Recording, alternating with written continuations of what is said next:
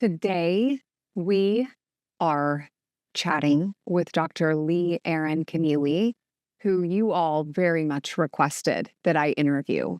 She is a world-renowned medical doctor and leading functional integrative physician, treating and healing patients from all over the world. She uses the best of all sciences, including conventional, functional, homeopathic, Eastern medicine, and modern medicine. Dr. Connealy began practicing medicine in 1986, and in 1992, she founded the Center for New Medicine and Cancer Center for Healing in Irvine, California, where she serves as the medical director. The combined clinics have become the largest integrative medical clinic in North America and have been visited by over 75,000 patients. She is the clinician and physician who oversees more than one of my close friends and colleagues for the treatment of their cancer, and I am delighted to share this conversation with you. We'll talk about progressive treatments, prevention, mindset, all kinds of things. So let's dig in.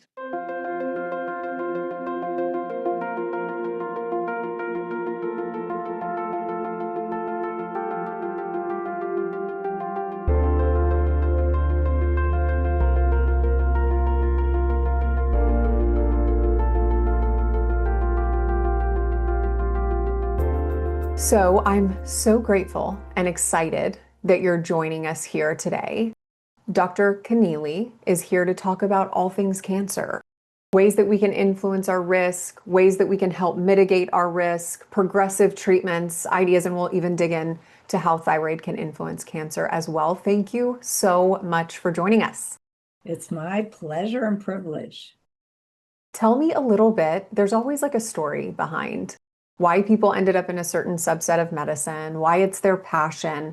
Can you tell us how you ended up doing what you do in your work?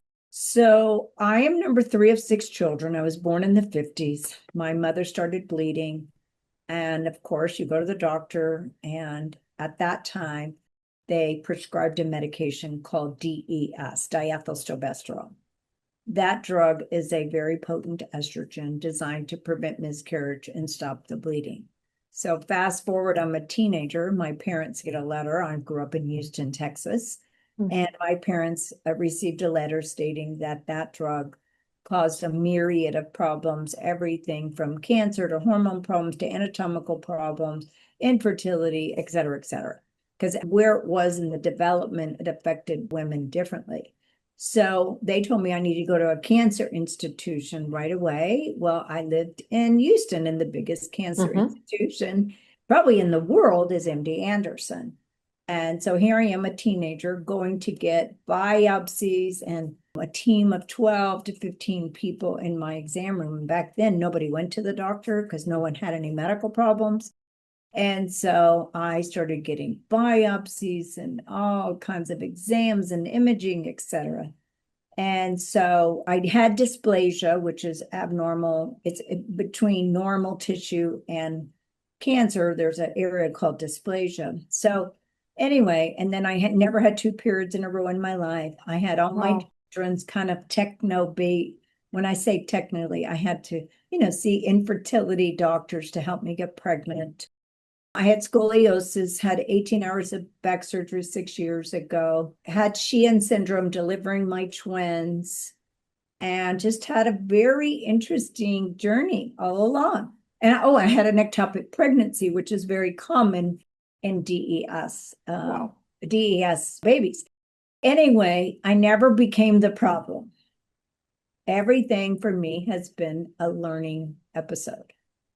And I teach patients that all the time because we get caught up in the label, and the label is not who you are. The label is to give you some context, but our job as physicians, if we can de-diagnose patients, because people walk around and they always identify, I have ADD, I have ADHD, whatever they have, okay? And they become their problem, and they introduce themselves with that. They identify with that. And so, as you know, most diseases you can unravel. I consider hormone problems like that's a problem of the natural biochemistry of our body. Hmm. So hormone problems are different because it's not really what I would consider a pathology, if you know what I'm saying. It's a imbalance or too little, too much for lots of different reasons, because I've been low thyroid, but I never thought I had a problem. Okay, my thyroid doesn't work, and I've tried everything. I've done there isn't anything I haven't done to try to fix it, because like I just always love those discovery odysseys to figure out how to fix things. And I'm always just willing to try. Like I never have done gyrotonics. So I'm like, no, I'm going to try it now. So I did gyrotonics over the weekend. I've heard about it. You're going to have to tell me what that is. I don't even know. Oh, well, that is something for you to look up. So gyro, Okay. it was developed a long time ago, and it's a way of doing exercise with your body to get alignment of your body and to use your body properly. It's very fascinating. Wow. My first time to do it. So anyway, I was like, oh, this is very, very, I love this. So, and when you have movement, you don't want to just go, I'm a runner. No, you Hmm. need to have like an array of movement. Okay. So you might do yoga one day, you might take a hike one day, you need to do weight. You want to use your body all different ways, as opposed to like, okay, I'm just hardcore at the gym and everything. So you want to do other things like stretching, maybe an exercise one day, right?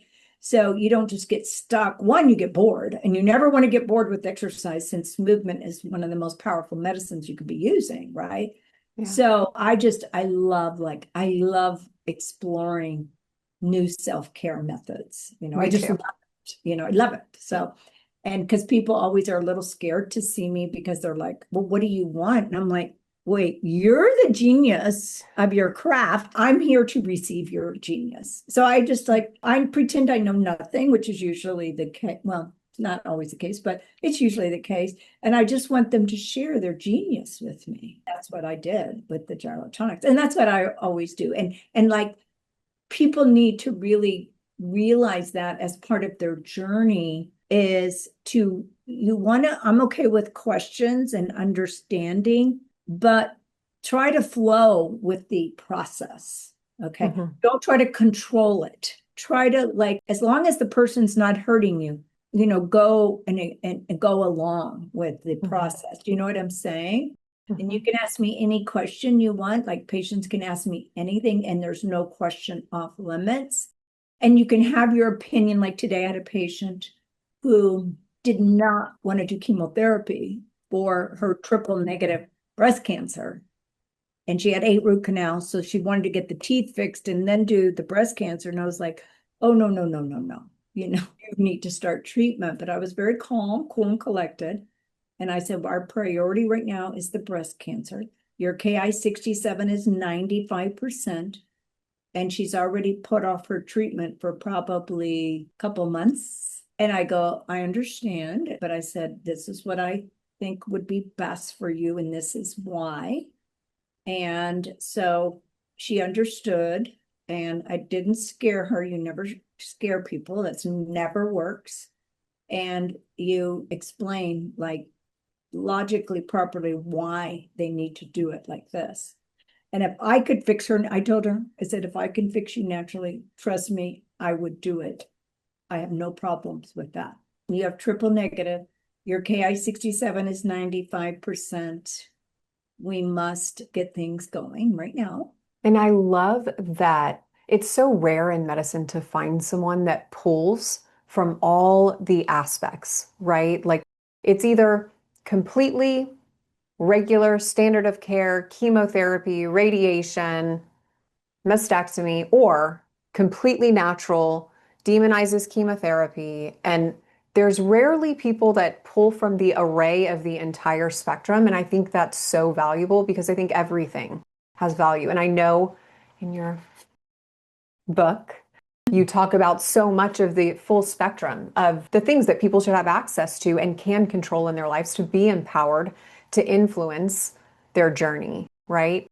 Tell me, you mentioned a Well, little bit about your own thyroid issue. I'm kind of curious if you tell yeah, me. You can give well, me a quick rundown. I will. So going back to Yeah, we should be combining. Well, first of all, yeah, as a physician, we should be creating health. That's number one. amen. Okay. Number two, how we get there will be different for every person. Yep, Number three, the only treatment protocols a physician has today is a drug, surgery, or both. yeah, Okay. Never why, where, when, and how. Okay. So every doctor should be working like this. Okay. yeah, Because the science is out there. Okay. And we are, if we look at the statistics of healthcare today, the majority of humanity is sick. Okay. yeah. And so obviously we all need to take a step back, forget our ego, what we want, how hell-bent we are on the science or whatever. But we need to examine what we're doing and how do we switch gears. Like I did a podcast with two MDs on Friday, and I was like, we need to get down to the basics. If you're not honoring the circadian rhythm of your existence and honoring the rules and laws of your body, there's no sense in you saving that guy's foot because it's going to come back. The problem's going to come right back. Okay. Right. And so we were talking about like ethically and financially and everything. There are ways of do. If we think about if we just set up communities of healing, okay? And then they talked about, well, how do you get a patient to do what you do? You go, look, we're partners. Are you willing to be my partner? Right. And if the patient's not willing, then they really shouldn't be seeing you. Well, and I think it's a systemic issue. I'm hoping maybe we're beginning to shift, but I think people felt disempowered in their health and put their health in the hands of clinicians, Mhm. thinking that they're going to make them healthy. And our medicine, standard of care medicine, is not to make people healthy. It's to help them when they're sick, which are two very different things. And I think I should say, I'm hoping we're in a new era of empowering patients that, hey, you can influence your health and we can partner in this and you can change your outcomes. But I think that was almost pseudoscience for a while, for patients to think that they were trained that no, no, no, this is all in the hands of your clinician. Right. And now we're coming to the realization that maybe that isn't true. Right, exactly. Well, some people are. Some So people are, hopefully yeah. more and more over So time. that leads me to one that I was a physician. I was in medical school. We were doing EKGs ourselves, and I had sinus bradycardia. Hmm. They're like, oh, do you exercise a lot? Well, I didn't exercise like an athlete. So then I finish and I'm go to residency, and then I'm working in ERs in the clinic. And I went to the doctor and I'm like telling them all my symptoms, cold hands, cold feet, da da da, constipation, etc. And like he won't order. He goes, oh, you're just stressed out, doctor. And I'm like, no, no, this is not. So I remember in the hospital ordering my own thyrotropin releasing hormone study, okay, which is rare today, as you know. And this was like literally probably 40 years ago. So somewhere between 35 and 40 years ago. And then I'm like, oh my God, it's abnormal. Like, nope, this is ridiculous. And I started taking thyroid. And of course, anybody will tell you it saved my life. It turned me back on, right? And so I have been on thyroid for a very natural thyroid. I've always been Mhm. on a natural form of thyroid as opposed to synthetic versions or compounded versions. And I have tried every conceivable way to get off thyroid, to like get my body to maybe manufacture it on its own. And I was successful probably about 7 years ago. And for 1 month, I was off thyroid. And I was like, oh my God, this is so exciting. I got off. I did lots of like removal of heavy metals. And then that just fell apart. Like it Yeah. didn't like work after a month. And I'm like, okay. So I haven't tried again, only because I always have too many experiments going on. Now that I am at my age right now, it's like you have to have your thyroid. Your thyroid is like the central conductor of the endocrine system. And Mhm. so you can't mess around with Amen. that. So I'm doing my experiments and whatever it is. Obviously, when you're my age, it's constantly something, you know. So Mine this too. peptide, and I'm very sensitive, so a lot of things affect my sleep. Mhm. So like I have to be careful with my experiments because I don't know if it's because my body's clean or what, but I respond to everything. And one of the things that affects me is I won't be able to sleep. My body will be stimulated. And probably the environment. We have so many electromagnetic fields now Mhm. that your body doesn't even hardly know what to do every day with the EMFs, the pollution, the heavy metals. I mean, we all have to really learn how to practice self-care because I always tell people, like, I grew up in Texas and like no one was sick, okay? When I grew up, okay? Yeah. There was no one ill, no one had ADD, no one was overweight, no one had diabetes, no one had anything, okay? Right. I don't remember one sick child growing up, okay?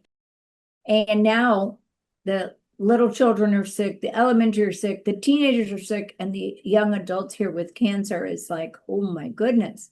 So, what has really, really changed in the last, I would say, probably 30 years? Okay, I've been practicing 39.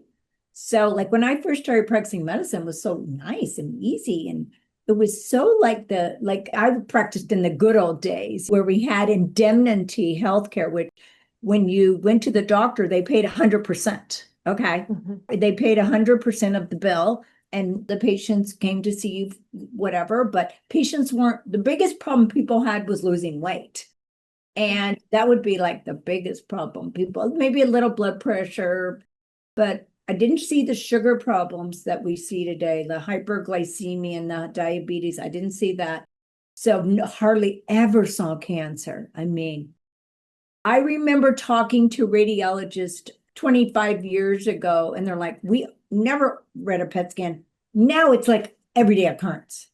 I mean, now it's every minute a PET scan, right? And so it's like interesting, like, how have we just not questioned what's going on in our world? Like, how do all these smart people and how do all these, like, everybody, like, not question our algorithm and paradigm of how we're doing things? Right. Okay.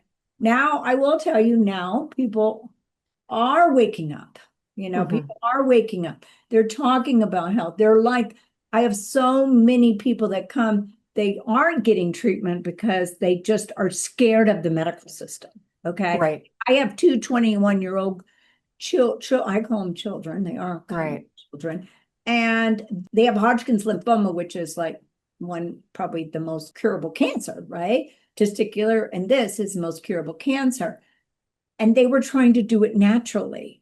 And I was like, oh, no, no, no. Like, and they're both not doing well because they are, and I was like, always partner with a medical doctor who can protect you in your decision. So, like, Right. we have to be the voice of reason and someone that's not too extreme, like, will give you Agreed.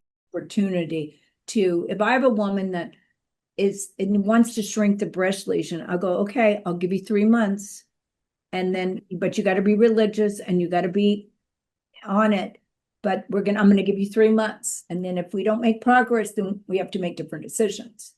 So, but when it comes to Hodgkin's, like that is a very curable cancer. And so they should have done the chemo. And I would tell anyone who has cancer and they've been diagnosed with cancer, do not just do conventional treatment. You must marry conventional with the old ways of doing things. Because really, the medicine I practice is the old way. Right. The alternative way is the drug way, Right. right? Right? Because 100 years ago, people were all doing this. Okay. Right. And now patented medicines came over and took over the whole business of medicine. So they educate the medical schools, the doctors learn a drug for everything, a surgery and some powerful, whatever, robotic, God knows what.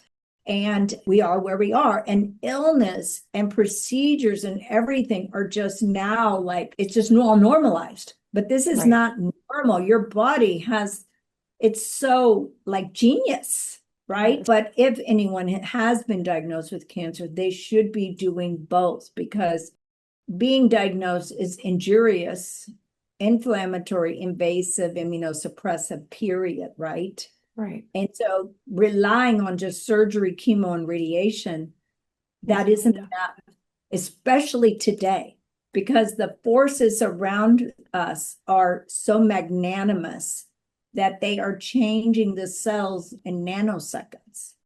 And so we have to look at it differently.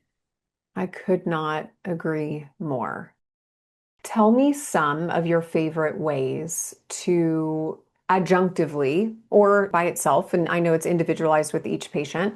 Tell me some of your favorite ways to incorporate these other alternate ways of treating or managing a cancer diagnosis in conjunction with chemo without whatever it is. Right. Okay. So first and foremost, I go over someone's entire existence from the Right. time in utero to where they are now. I go over how they live every day, their sleep, their water, their eating. So like if you have glioblastoma or pancreatic cancer, I'm going to give you ketogenic eating. Okay. Whereas if it's another kind of cancer, I'm going to give you a different eating plan. Okay.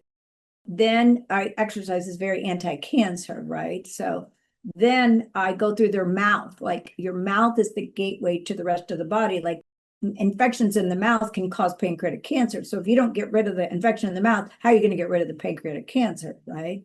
Mhm. So then I go through root canals, mercury, all that.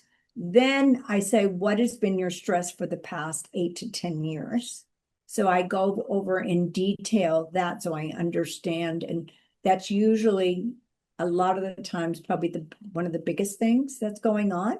Okay. And then I go, okay, we're going to do very comprehensive blood test. Oncologists typically order a chemistry panel and a CBC.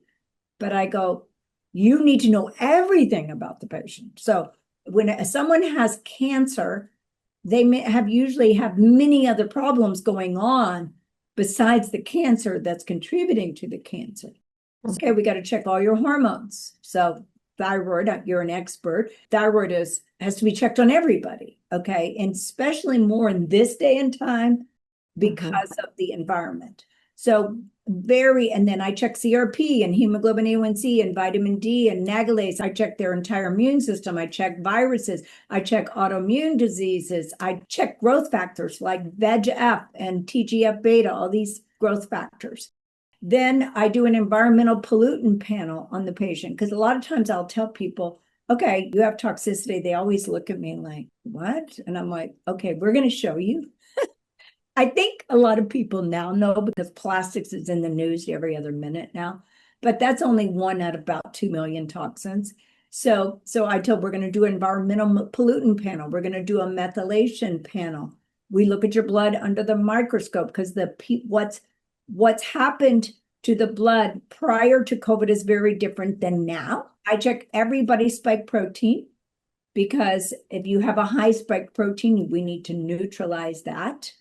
And then, so very, very expansive blood test. Okay. And I check heavy metals and everything. Then I do a nutrient assessment. I check all the intracellular nutrients. Okay. And heavy metals. Everybody has heavy metals. Okay. Mercury, lead, cadmium.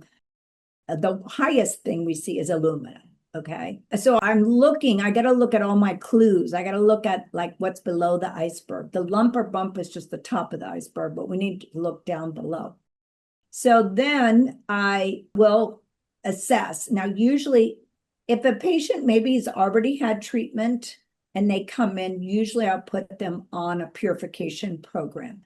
That's Mhm. just not eating, it comes with the eating plan. And then you probably are familiar with standard process. So I use their 21-day purification. I've tested about 25 different programs, and I find that is probably the best. Okay. I love it. So then I either tell them to do sauna or baths. Some people don't have sauna, so I have them do a bath. And I give them a recipe of Epsom salts, baking soda, and clay. I usually give everybody hydrogen water. I usually tell people to do vitamin C and pancreatic enzymes and probably something to alkalinize their tissues. So then, though, my targeted treatments, if a patient has cancer, and we want to combine it with conventional. In my clinic, I do low dose chemo So low dose chemo has been around for about 70 years.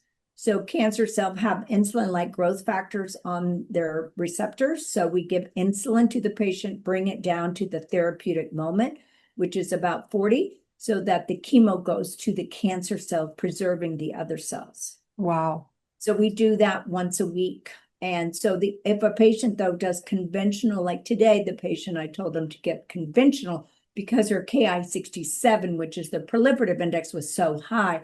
I said, you need conventional chemo for the aggressive nature of this diagnosis. And then what I have all the patients do is I have them do a special natural IV drip after the chemo. I also, the day of the chemo, I do hyperthermia on them, on the body part, whatever's affected, which is heating the body up. You have 3 heat shock proteins, 27, 72, and 90. So that kills viruses and cancer. And then I give an IV drip of curcumin, which is turmeric, which is the spice. And I activate it with a Weber Endo laser light because all your cells have biophotons. So you're turning on the machinery of all the cells so they can heal the body. So we do that. We do PMF with all of our IVs. I do a sundry of IVs. I do IV ginseng, IV dichloroacetate, IV artesunate, IV ozonated glycerin, IV sodium bicarbonate. I do all different ones depending on, what I think the patient needs. I do ultraviolet blood irradiation with ozone. So what that is, actually, that was an FDA-approved procedure 70 years ago for T-cell lymphoma. 70, okay? So because it's a simple, easy, inexpensive process, it doesn't get notoriety. So that is a way to killing the bugs, okay, that are usually contributed. So cancers has lots of other bugs involved, like usually viruses. The other bugs are candida and parasites, and almost everyone has a sundry of those, okay? Because not that the patient's so bad, it's just that our immune system's so challenged. But in a cancer patient, their body has become acidic.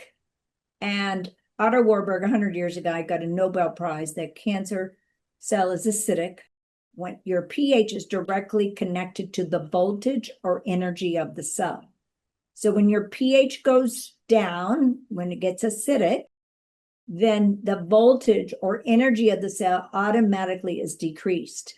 So that causes hypoxia, which is low oxygen. When that happens, everything bad happens because oxygen's the number one thing you need to survive. And so as soon as you go hypoxic, viruses, bacteria, fungi, parasites, everything flourishes bad.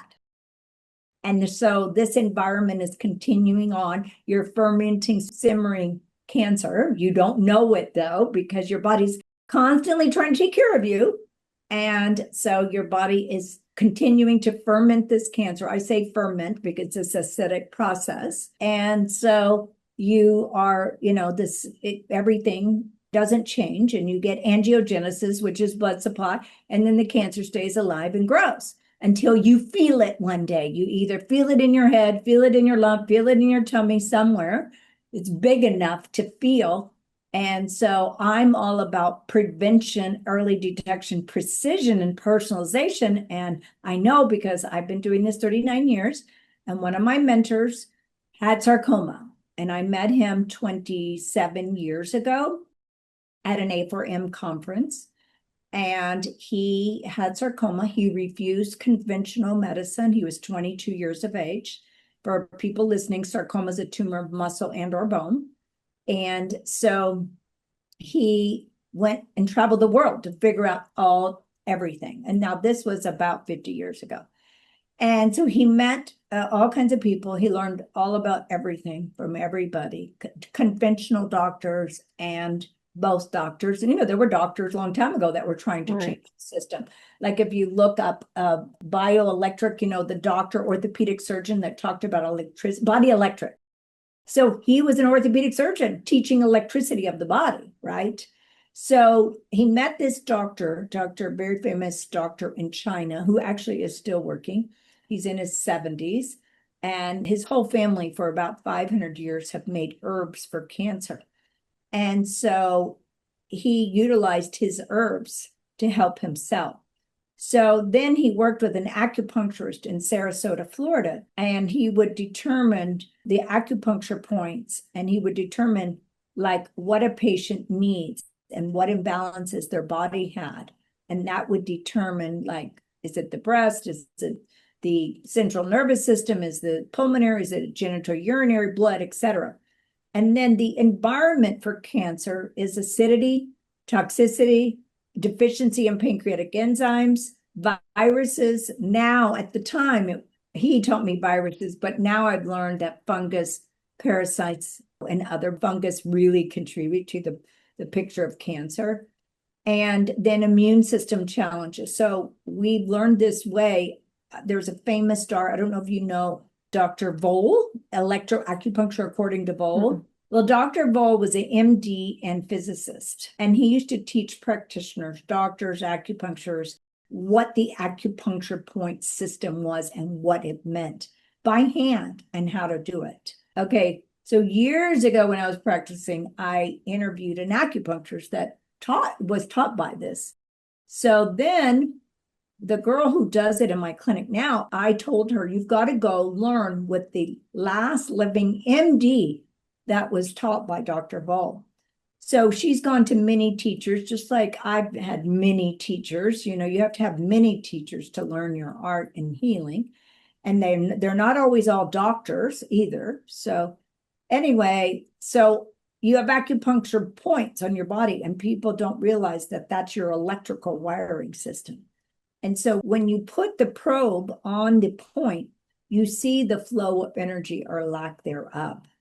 And so it's kind of like you're forecasting and predicting. So we can prevent cancer right now, okay? But that's not where the money is. Right. So the money is in big hospitals, billion-dollar, facilities, and treat cancer. It was so interesting. Last week, I interviewed an oncology nurse, and she was moving Vermont to California. And so I said, so like you administer chemo to patients and everything. And I said, so what have you seen in all your history? She goes, the worst thing is they all come back. And she almost like kind of withdrew, like, and I was like, oh my goodness, at least she's honest. And at least she recognizes it and doesn't distance herself so much. Exactly. And I said, yeah. So I told her, we have an opposite paradigm here. We don't want our patients coming back. We need to fix them and teach them how to stay fixed. And so anyway, do you know what PMF is? Pulsed electromagnetic field. So we use that for all of our patients. Hyperbaric oxygen, all of our patients. We do EBU, which I'm sure you're familiar with. Even cured my long COVID. I shouldn't say that out loud, probably. Very good. But... Yeah, no, I've heard that before. So we are just incorporating, we use repurposed drugs for cancer, which there's over about 380 drugs that help fight cancer and basically interfere with the whole cancer progression process. And so there's no one size fits all, number one. Number two, all the things I do are not injurious and they're not immunosuppressive. The worst thing we do is the low dose chemo. But we have our patients all doing so many things to counterbalance everything. Whether they do a biopsy, whether they do PET scan, there's always a protective support when we give a patient a prescription that has harmful effects. Like it's our job to protect the patients. Tell me a little bit, when you mentioned prevention, right? Like we can prevent this from happening in so many cases. Tell me 5 things that people could do to help reduce their risk of cancer in their everyday life. Okay, well, the first and foremost thing is your day starts when you go to sleep. So if you don't sleep well, which is over 50% of the population, that's where healing happens. And sleeping pills are not the answer. So don't take sleeping pills. Don't get on that kick. I know people sometimes do it, but I always am usually successful in getting them off. And so you've got to focus on your sleep. And it should be, people think like 6 or 7 hours is okay. No, it's really about 9 hours. Okay. Yes. And so it's about, there's a great book out, I mean, a great long time written ago called Lights Out. And so because of light, because of phone, because of computer, we're all addicted to staying awake, doing whatever. Okay. And I can be guilty myself sometimes, but I do prioritize my sleep. So then we have to drink purified water. Like you cannot drink out of the tap. You have to get some kind of purification system somehow. Otherwise, you're buying plastic water bottles or whatever. Gosh. So you can't, so you have to invest in some water, some kind of water purification process. Then you need to be very selective about your eating. Like you can't go and buy box stuff at the grocery store. Like you can't, like you can't just go buy instant stuff. Now, I know they do have good things on the market today that you can buy that are healthy, but you need to eat foods that are going to nourish, strengthen, and heal your body. Okay. So you need to eat foods like that are real, like real foods, and not buy packaged foods, and don't buy beef stroganoff and think pasta's gonna get you by, and you don't buy cereal in the morning. Like I never ate cereal in the morning, but a lot of mommies go for something fast, and it's not good. So you need to eat foods that nourish you, and there's so much out there today on how to eat. Okay. Yeah. Luckily, I grew up on bone marrow, bone broth, sauerkraut, pig's feet, all things, liver. I mean, I grew up like that. Okay. Raw milk. Okay. That's how I grew up. Okay. My mother was fanatic. There were 6 kids. She was fanatic about, we ate only at home. We were never allowed to eat at school or anything like that. Yeah. So I grew up like that. Okay. And fortunately, because I knew it was already in me when when people started talking about all these things, I was like, oh, we've been doing that forever. And so then people don't move. And you have 800 muscles. You got to look every opportunity to move, because that helps your brain, your heart, your lymphatics, your oxygenation, everything. So people need to move their body, and everybody, see, I didn't grow up in computers and technology. So I normally naturally move all the time, because I tell you, find the joy in washing dishes, find the joy in doing your laundry, find the joy running up and down the stairs for another thing. Like you need to be moving every opportunity you can. Okay. And don't look for the convenient place to park. You need to just take any moment to move. Okay. Exercise snacks. Pause Yes, and just do a exactly. quick exercise. Right. Right. And then sunshine, like I grew up outside. Now today we're under lights and under, oh my God, it's terrible. Okay, terrible. What we're growing up in, the lights today are terrible compared to what we had. But you need to get out and get sunshine, because sunshine is going to give all your cells energy, like I was talking about earlier, the biophotons, the light. You have lights in your cells, okay, literally. We're like batteries. Yes. And so it's so beautiful. And so we need to get back to how sun is good for you. And then I would say probably the number one thing is to set your mind. Set your mind in the morning, reset it a couple hours later, reset it a couple hours later. Be conscious of the recordings you are saying to yourself. Because you probably know that book, The Body Keeps Score. And we all had trauma and drama. I don't know a soul. I've never heard a story they didn't have drama and trauma. Never in my whole life. Okay. Right. You can't look at that as bad. You have to look at the drama and trauma is your teacher to elevate and enlighten yourself. Do not become the problem. Do not become a victim. My mom didn't do this, and whoever, somebody, everyone, we can blame it on everybody, but we inherit 15 generations. Okay. So you don't inherit just eye color, skin color. You inherit 15 generations emotional drama and trauma. Seek that out. Seek it out, like seek it what it is, and reframe the unfavorable perception to elevate yourself. Turn it into a solution for your life. Turn it into the teacher of your life. And I have had my own trauma. I'm sure you've had it. I've just never met anybody that didn't have it. But turn it into a triumphant journey. And that has to be done daily and throughout the day because we tend to go back to our old way. I would say the most difficult thing in your life is the battlefield of the mind. And it gets the best of us. Okay. So when I say you got to wake up with, I am invincible, unstoppable, and limitless. Okay. And then you've got to like turn every problem into a solution of affirmation. Okay. So, like, I'm looking for a new staff. I go, thank you, God, for bringing me the best and brightest people that are going to be able to execute my mission. Okay. So instead of saying, oh my God, I can't find anyone, whatever, I turn everything into an affirmation. And affirmations always need to be said as if it's already happened. Okay. You can't say it like it's going to happen. No, it's happened now. It's happened right now. And so I turn any problem into a solution and I say it. And then I reset. I have to reset during the day because we always go back, like everyone. I don't care what kind of guru they are. We always go back to those old subconscious recordings. Okay. Yeah. And then when you're driving home, time to reset again before you go to bed.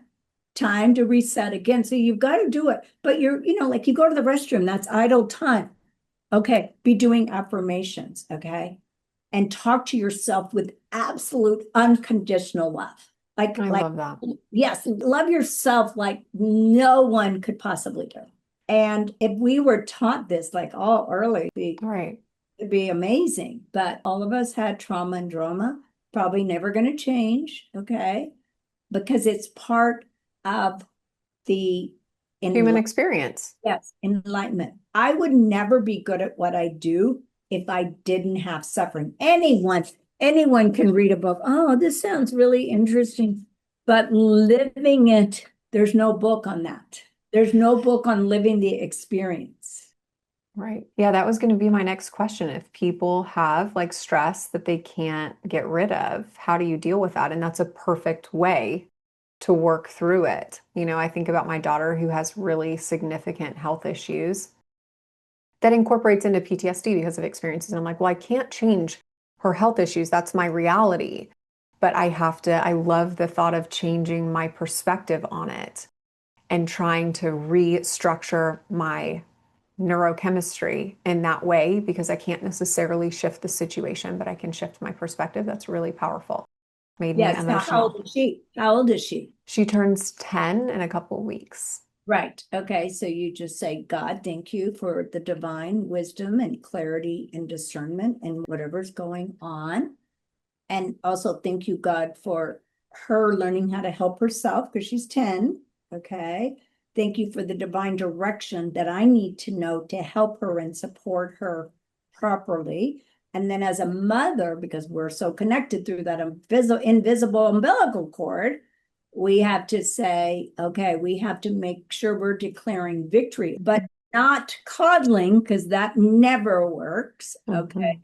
But you want to like Helen Keller, I always use her as an example because she was deaf and blind, but her parents never treated her that way. And that's why she became so famous. Okay. Yeah. So you can't ever talk about the problem like it's a problem. It's not a problem. It's a solution in the making. And literally it is. It's like, oh my God, if we could just all like learn that. And I know if you could fast track to her healed self, and everything usually happens for a reason, literally. Okay. But you want to like not make it a big deal. Like you don't want to make a big deal. Like this is a learning episode and no learning episode is fast. I've never seen one. Right. And I always tell people I don't have anything easy, quick, fast because God wants you to learn whatever you need to learn so you can help your fellow man, right? So if you don't learn the lesson and lessons throughout this process. And so, I mean, I know you as a practitioner you probably know how to help her, right? Children tend to not listen to their parents, all right? Because it's not what you taught, it's what they've caught. So all you can be is the model. You always want to be the model for your children. And it's not easy. Like my patient today, she came in and I asked her about her stress. She goes, well, my children are stressful. And I said, did you just hear what you said? You just lowered your vibration and your children's vibration by saying they're stressful. They can be challenging because challenges are like growth, right? Mm-hmm. Whereas stress means, it's never going to end, right? Right. So I told her, I want you to make sure you're aware and conscious of what you're saying. Okay. Because if your kids heard that, they would automatically think bad. Like, oh my Right. God, this is what I'm doing to my mom. Right. So we don't want to say that. And children are your miracles. Your miracles, and miracles of many different things. Because they humble you beyond anything you can imagine, if you know what I'm saying. They're So, our biggest growth opportunity. yes. And so, but you want to like say, okay, God, thank you for the lessons you're teaching me right now and the Mm-hmm. lessons you're teaching her right now also. Yeah, I love that. I was going to ask you too how you do your work. It's heavy work, but I think I know now. I think I know how you manage all of that. And it's quite impressive because it must be difficult to keep the headspace that you have on a consistent basis enough to continue to pour into people and not get burnout or distance yourself from the reality of their humanity, which I think medicine kind of entrenches and trains us to do that. So it's very impressive and it speaks a lot to your ability to manage and monitor your own headspace and thought lines for sure. Right. But I always pray about what I'm doing. Okay. Because how do I know all the answers? If I don't ask for them, I'm not going to get them because I know what the standard of care. That's easy. That's already in a book. That's on Right. ChatGPT. But I need the real answers. Okay. Yeah. And so I always say, God, thank you for showing me the way. When I have any meeting or anything, I go, God, you are going to make this meeting harmonious and wonderful, and it's going to be a peaceful situation. Yeah. So I would say that what helps me is my constant affirmations, prayer. And I realize that I know that I am going to make that person's life better today. I know that. I'm absolutely confident of that. Some way, somehow, I am going, like this patient today, she needed answers. And I gave her answers of reality that yes, you need to put your teeth on. They're very important. That needs to be done. But right now, we're going to prioritize the treatment. And remember, the chemotherapy is just a bridge. It's not Mhm. forever. It's a bridge to get to the other side with all the other things that you're going to be doing to nourish and take care of yourself. And so and then I told her, you probably need a port. Oh my, a port, a thing in your chest. And I said, yes. And I said, why can't they just use my veins? I said, yes, they can. Okay. Chemotherapy is hard on the veins, but they can do that. And I said, but the port will also make access to you much more comfortable for you. So you Mhm. decide as you go through this process if you want to use your vein, but I will tell you that most of my patients have ports and find them very comfortable. And so, but she was adamant, which I understand. She doesn't know. So I think she just need clarity of her direction. And I helped her get clarity because she was kind of here, there, not sure. But I didn't fill her with fear or trepidation or anything. It's like, we're going to start here and then we're going to get this. You're going to meet with the oncologist. We got to get the rest of the imaging, but let's start fixing you now. So, Absolutely. Well, I think I'll close with one more question. If you could give people advice who maybe are struggling with cancer, a newly diagnosed cancer, their husband, a loved one, their child is struggling with cancer, if you could leave them with one thing today, what would that be? well, I always believe you never give up on anybody. Like you never give up on yourself and you never give up because that one next level lesson is always a gift. And if you have cancer, like devour reading lots of books and do not think just surgery, chemo, radiation is the answer because There's 99 other things that you got to be doing. And really educate yourself. Okay. I always tell people, don't take my word for everything. Go and read and study everything that you can possibly read and study. And now we have so much education now with podcast and everything Yeah. that you can learn so many things just on your own. I know people who have taken my book and just like it changed their life. Like I want literally. you to tell us about your book too. So, so it changed their life just following just the things I tell you to do in the book, because whether you have dementia or cancer, the book has a valuable direction. And so, Or so even if you don't have cancer, if you just want to that's what I'm protect saying. yourself Yeah. from cancer, right? Yeah, absolutely. Yeah, because we have a new podcast and it's called Celluverse. And one of the questions patient came in, her husband had testicular cancer, but she said she supported him through the process and she read my book. She says it completely changed her life. And she says, but now he doesn't want to be with me. She said he had a reality, he doesn't want to be with her. And I said, Wow.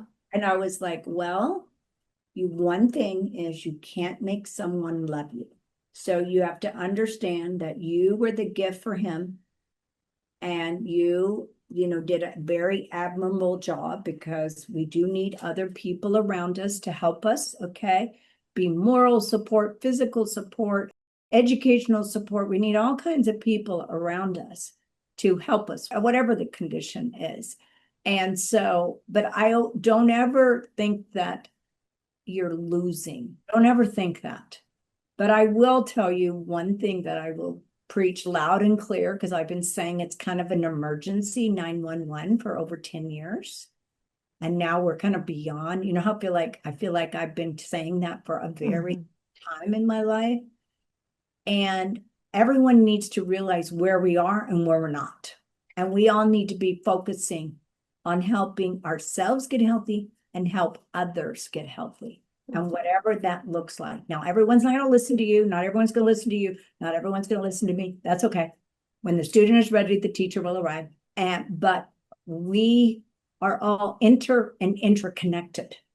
So someone else affects you and you affect somebody else. So if you get yourself healthy, you're going to positively affect them. I love that. And we need to create this contagious revolution of getting this world healthy. I love it. That's beautiful. Tell us a little bit about the Cancer Revolution, where we can find it. Right.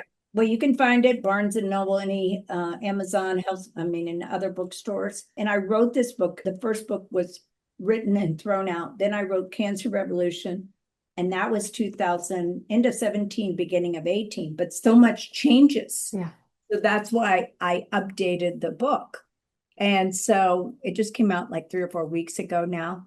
And so it has very good updated information on it, new other things to take care of yourself. So share it with everybody, your friends, even like you said, it's not just a book for cancer, it's a book for really any disease process. So I love it. Well, thank you so much for your work, for pouring into your patients, into educating all of us, and you're just an inspiration. So thank you. thank you. Well, thank you for having me.